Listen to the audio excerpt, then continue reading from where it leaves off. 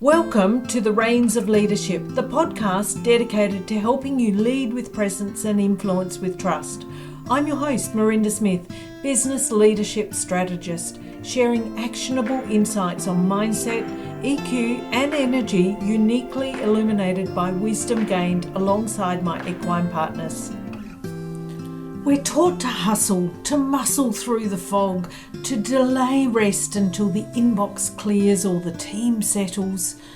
But pushing harder doesn't bring clarity, it just deepens the freeze, especially for smart, driven leaders who I work with on a regular basis.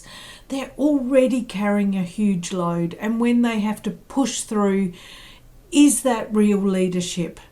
No. It often begins in the pause. When we let go of urgency long enough for our system to recalibrate, that's where that insight lives. That's where we lead from our centre.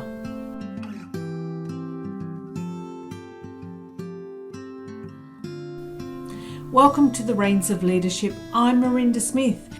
Today we're talking about why pushing through is a failing strategy and how the equine art of the pause can help you reset your being and to reclaim your leadership.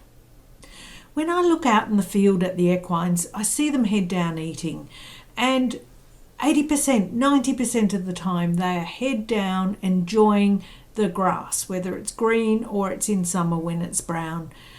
Only occasionally are they cantering around or playing and with each other. So these are 500 kilo horses. They're creatures of immense power, but most of their time isn't spent in a gallop or pushing through that power.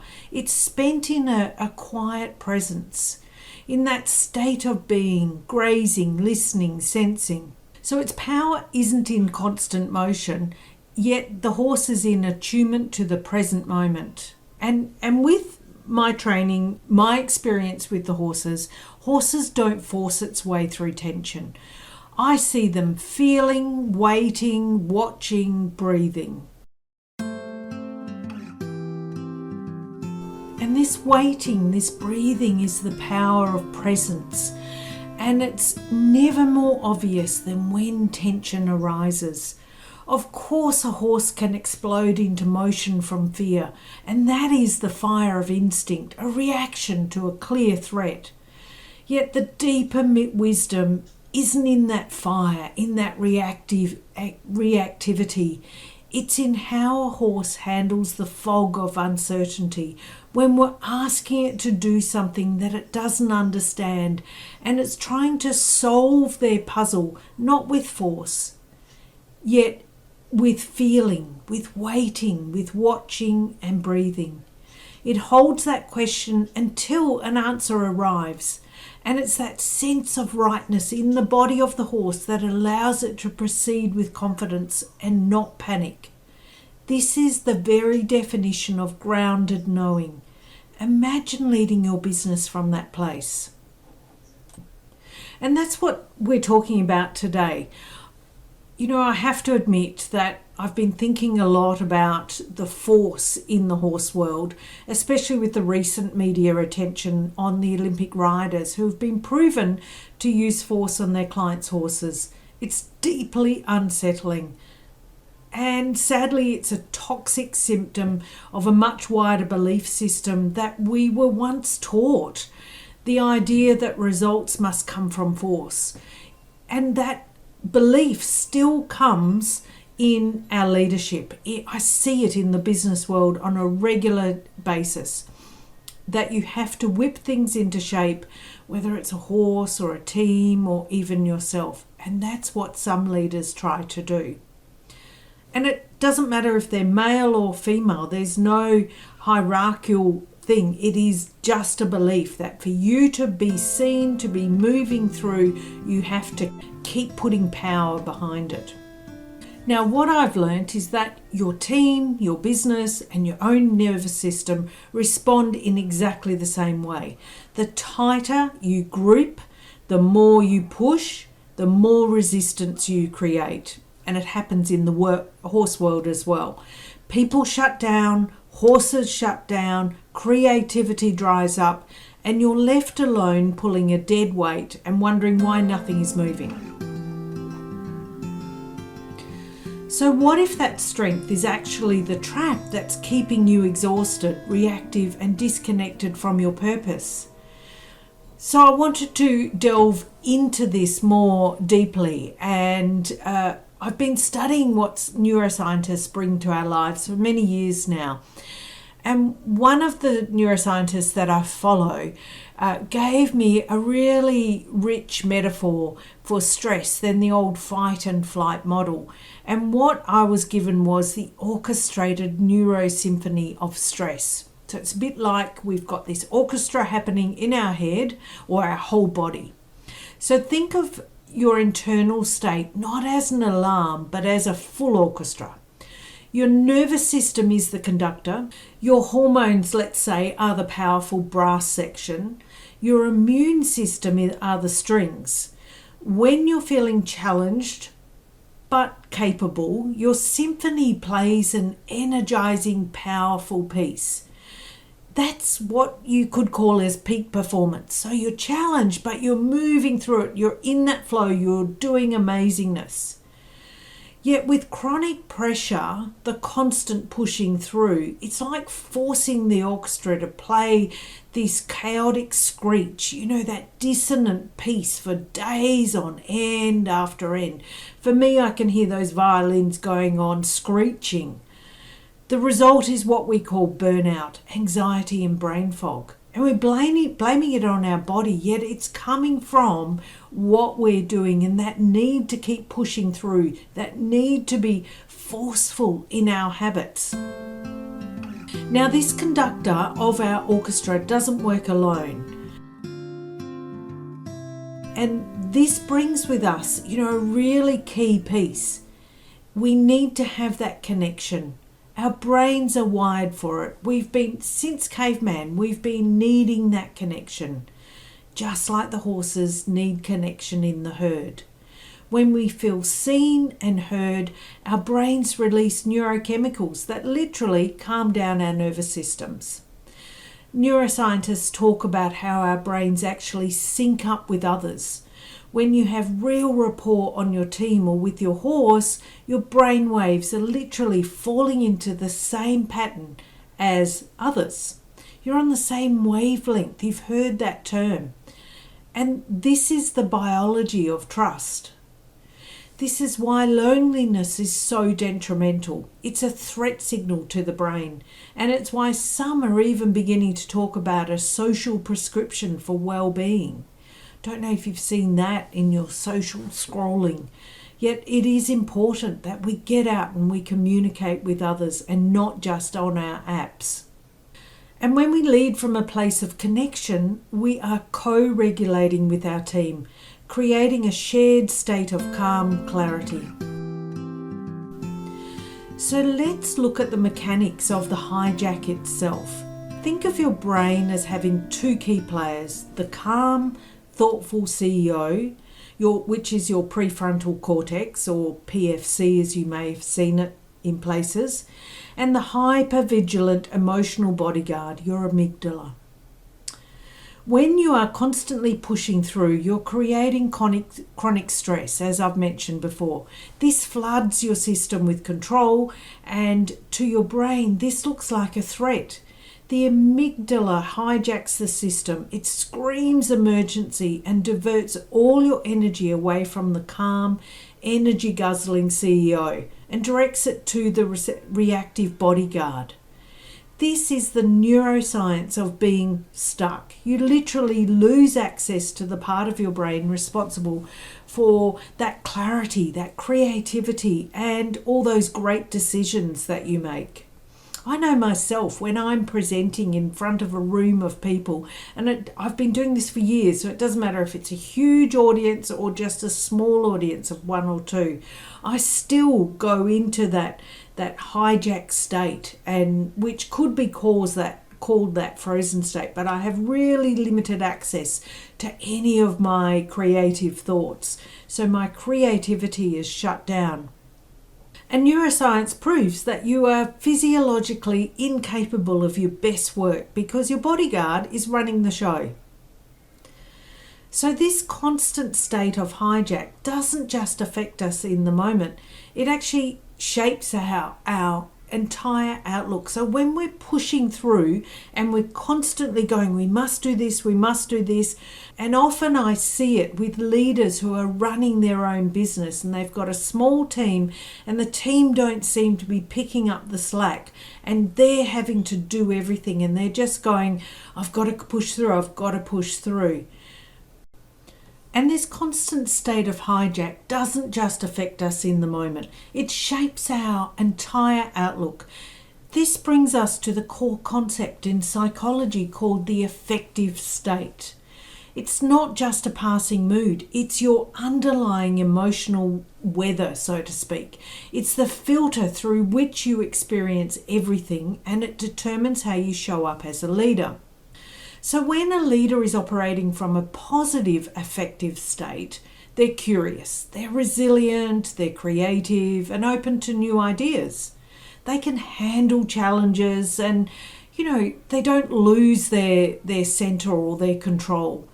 And their fundamental needs for meaning, connection and rest are being met. Yet when a leader is in a negative affective state, which is the direct result of that chronic pushing through we've been talking about, they become pessimistic, defensive and rigid. They see things as being negative. Everything they see has a negative lens to it. And this is the leader who may micromanage or sees problems instead of possibilities, who has that short fuse that we all probably recognise through our life. These leaders are reactive, their thinking is foggy, and they create a culture of tension around them simply by showing up. They are, in a word, stuck. And nowhere is this internal state made more visibly and honestly apparent than with a horse. A horse is a perfect living mirror for an affective state. A horse in a positive state is engaged, its ears are soft, it's willing to learn and connect. But a horse in a negative affective state withdraws. Its body tenses and it may even reach a point of learned helplessness where it stops trying to find solutions. It's then that the spirit shuts down. And as you've heard, if you're a listener of my podcast, I've met many of these horses, these shut down spirits. And it's a really heavy thing to witness. It's an intense and undeniable lesson that a horse doesn't lie. And so throughout my life with my interaction with horses, I try to help them to move them out of that. Hence the reason I have this podcast, because I've seen that similarity between the leaders and the way that I've been leading my life and others who I've brought into our paddocks to share their journey with the horses. And that shutdown horse is a mirror for what happens to our own teams, our own creativity and purpose, when we lead from that negative affected state driven by constant pressure. The good news is that you can change. That affective state isn't permanent. We can intentionally shift it. So let's look at 3 common leadership blocks that arise from this negative state and explore that simple, powerful pauses can reset your entire system.